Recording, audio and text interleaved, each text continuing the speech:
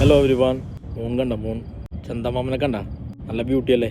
Beauty of the nature അല്ലേ? അതുപോലെ തന്നെ നേച്ചറിൻ്റെ ഒരു സൃഷ്ടിയാണ് മനുഷ്യനും കടലും. അപ്പോൾ കടലിൻ്റെ ആ ഫുള്ള് റഫ്നെസ്സും ആ ഒരു റോ കടൽ, നമ്മളൊന്നും കാണാത്ത കടൽ, സാധാരണ കടലിൽ പോകാത്ത ആൾക്കാർ കാണാത്ത ഒരു കടലിൻ്റെ സ്വഭാവവും, പിന്നെ മനുഷ്യന്മാരുടെ അകത്തുള്ള ആ ഒരു സെൽഫിഷ്നെസ്സും ഗ്രീഡിനെസ്സും ആ ഒരു വൈൽഡ്നെസ്സൊക്കെ ശരിക്ക് തുറന്ന് കാണിക്കുന്നൊരു പടമാണ് കൊണ്ടൽ. 80% പടവും കടലാണ്. കടലും ബോട്ടുകാരുടെ ജീവിതവും ആ ഒരു പരിപാടികളൊക്കെയാണ് കാണിച്ചേക്കണത്. ഒരു 20% ഉള്ളൂ കരയിലെ സംഭവങ്ങളും കാര്യങ്ങളൊക്കെ. അപ്പോൾ കടൽ അവർ നല്ല രീതിയിൽ തന്നെ കാണിച്ചിട്ടുണ്ട്. കടലിൻ്റെ ആ ഒരു എല്ലാ മുഖങ്ങളും, ശാന്തമായ മുഖവും റഫായിട്ടുള്ള മുഖവും എല്ലാ പരിപാടികളും കാണിച്ചിട്ടുണ്ട്. ബട്ട് കടലിൽ പോകുന്ന ആൾക്കാരെ കുറിച്ച് കാണിച്ചത് എനിക്കത്ര സെറ്റായില്ല എൻ്റെ അഭിപ്രായത്തിൽ. കാരണം കടലിൽ പോകുന്ന മച്ചന്മാരുടെ ലൈഫ് എന്ന് പറഞ്ഞു കഴിഞ്ഞാൽ ഒരു വേറെ തന്നെ ലൈഫാണ് ശരിക്കും.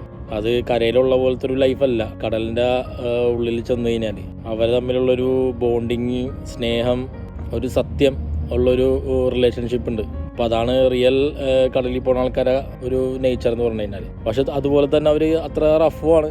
അപ്പോൾ എത്രത്തോളം അവർ സത്യമുള്ള ആൾക്കാരാണ്, അപ്പോൾ അത്രയും തന്നെ അവർ വളരെ ഇമോഷണൽ കണക്റ്റഡ് ആയിട്ടുള്ള ആൾക്കാരാണ്. അവർക്ക് അവരുടെ ഉള്ളിലും അവരുടെ ജോലിയിലൊക്കെ ഒരു സത്യമുണ്ട്. കാരണം കടലിൽ പോകുന്ന ആൾക്കാരുടെ അടുത്ത് ചോദിച്ചാൽ അറിയാം കടലിൻ്റെ ഒരു സ്വഭാവം അങ്ങനെയാണ്. കടലിൻ്റെ അടുത്ത് കളിച്ചു കഴിഞ്ഞാൽ ഈ കടലിൽ പഠിപ്പിക്കുന്ന പറഞ്ഞവർ ഈ കടലിനായിട്ട് ഡീൽ ചെയ്യണത്, അതിപ്പോൾ നമ്മൾ ഏത് നേച്ചറിനായിട്ടായാലും നമ്മൾ ഡീൽ ചെയ്യണത് എന്തെങ്കിലും അതിനകത്തൊരു ഹോണസ്റ്റി ഇല്ലാന്നുണ്ടെങ്കിൽ കളി പഠിക്കും. അപ്പോൾ അത് തന്നെയാണ് കടലിൽ. അപ്പോൾ ആ ഒരു എഫക്റ്റ് ഈ കടലിൽ പോകുന്ന ആൾക്കാരിലും ഉണ്ട്.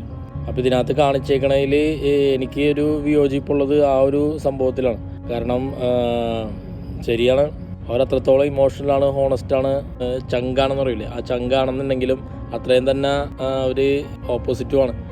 അവരുടെ അടുത്ത് ആരെങ്കിലും അവർക്ക് പോട്ടെ, അവരുടെ കൂട്ടത്തിൽ ഒരാൾക്കെങ്കിലും ഒരു പണി കൊടുക്കണം എന്നുള്ള രീതിയിൽ കണ്ടു കഴിഞ്ഞാൽ അവർ വെറുതെ ഇരിക്കില്ല. അപ്പോൾ ആ ഒരു സംഭവം ഇതിനകത്ത് കാണിച്ചേക്കണ ഒരു വേറെ തന്നെ ലെവലിലാണ്, അതിൻ്റെ മാക്സിമം ഹൈ ലെവലിലാണ് കാണിച്ചേക്കണത്. അത് ഒബ്വിയസ്ലി ഫിക്ഷനാണ്, സിനിമയാണ്. എന്നാൽ പോലും എനിക്കൊരു ചെറിയൊരു ഹെവി ഫീലിംഗ് തോന്നി. കാരണം ഇത് കടലിൽ കിടന്നായതുകൊണ്ടും കടലിൽ പോണ മച്ചന്മാരെ ബേസ് ചെയ്ത് കാണിച്ചതുകൊണ്ടും. അല്ലാണ്ട് നോക്കുവാണെങ്കിൽ പടം കണ്ടിരിക്കുക, ബോറടിയും കാര്യങ്ങളൊന്നുമില്ല. നല്ല പൊളപ്പൻ ഇടികളുണ്ട്. പെപ്പേൻ്റെ ആക്ടിങ് പറയുകയാണെങ്കിൽ പെപ്പെ അടിച്ച് പൊളിച്ച് തൂത്തുവാരിയിട്ടുണ്ട് സംഭവം.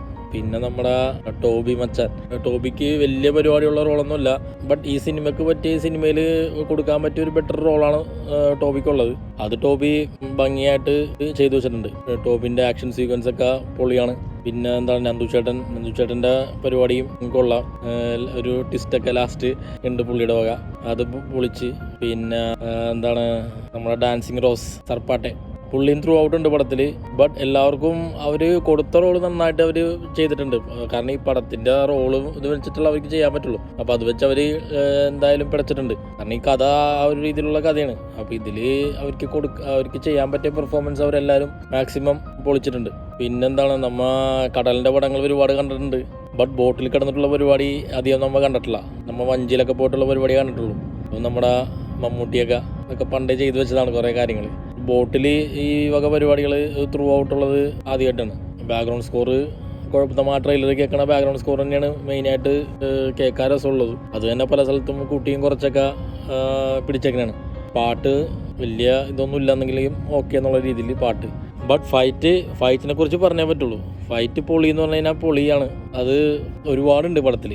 പിന്നെ പെപ്പേൻ്റെ പടമല്ലേ, അതുകൊണ്ട് ഒരുപാടുണ്ട്. എല്ലാം നല്ല പൊളി ആയിട്ട് വന്നിട്ടുണ്ട്. ഫൈറ്റ്, സസ്പെൻസ് കാണിച്ചേക്കണതും കൊള്ളാം. ഒരു ക്യൂരിയോസിറ്റി ഉണ്ടാക്കുന്ന രീതിയിൽ അവർ അത് ഡെവലപ്പ് ചെയ്തേക്കണത്. അവസാനം ഷാർക്ക് വന്നിട്ടാണ് എല്ലാത്തിനും ഒരു തീരുമാനമാക്കണത്.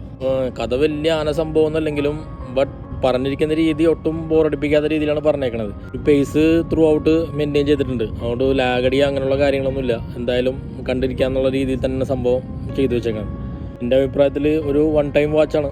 ഇപ്പോൾ ബാക്കിയുള്ള പടങ്ങളൊക്കെ ആമും കിഷ്കിന്തൊക്കെ കണ്ട് വന്ന വൈകി കടൽ വഴി ഒന്ന് വന്നാൽ മതി. അപ്പോൾ കൊണ്ടലും കൂടി കണ്ട് ഓണങ്ങൾ കംപ്ലീറ്റ് ആക്കാം. അപ്പോൾ ക്ലോസിങ് സെറമണിക്ക് പറ്റിയ പടം തന്നെയാണ് കൊണ്ടൽ. എത്രയോ കൂതറ പടങ്ങൾ പോയി കാണുന്നു. അപ്പോൾ അതൊക്കെ വെച്ച് നോക്കുമ്പോൾ ഓക്കെയാണ് ഈ പടം. അപ്പോൾ എന്തായാലും നിങ്ങൾ കണ്ടവരാണെങ്കിൽ കമൻറ്റ് ചെയ്യ്, കാണാത്തവരാണെങ്കിൽ വേഗം പോയി കണ്ടോ, എന്നിട്ട് അഭിപ്രായം അറിയിക്കുക. അപ്പോൾ ലൈക്ക് ചെയ്യ്, ഷെയർ ചെയ്യ്, സബ്സ്ക്രൈബ് ചെയ്യ്. അപ്പോൾ അടുത്തൊരു ഇടിവെട്ട് പടമായിട്ട് വരാം. Till then bye.